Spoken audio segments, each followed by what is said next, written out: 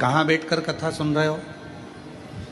कुबेरेश्वर बाबा की गोद में, अपने पिता की गोद के अंदर बैठकर आप कथा कर भगवान शंकर की कथा को सुन रहे हो। और पिता की गोद में बैठकर, भगवान शंकर की गोद में बैठकर जब हम कथा का लाभ ले रहे हैं, पिता की गोद में बैठकर जब हम कथा को श्रवण कर रहे हैं,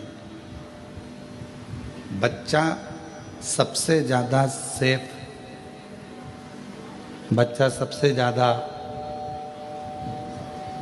अपने आप को सेफ, सुरक्षित कहाँ महसूस करता?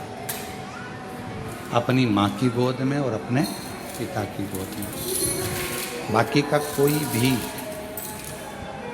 बच्चा किसी स्थान पर अपने आप को सेफ नहीं समझता। उसको लगने लगता है कि अब मुझे कोई भय नहीं है, अब मुझे कोई डर नहीं है, अब मुझे कोई भय नहीं है, मुझे कोई डर नहीं है, क्योंकि मेरे पिता की गोद में मैं बैठा हूँ, मेरी माँ की गोद में मैं बैठा हूँ। अब मुझे कोई टेंशन नहीं है, अब मुझे कोई चिंता नहीं है, अब मुझे कोई परेशानी नहीं है। जैसे एक पिता की गोद में बैठने के बाद व्यक्ति के हृदय में ये भाव आ जाता है कि अब मैं सेफ हूँ, अब मुझे भय नहीं है, सामने से कोई श्वान आ गया, कोई सिंह आ गया, कोई आ गया और मुझे भय नहीं है।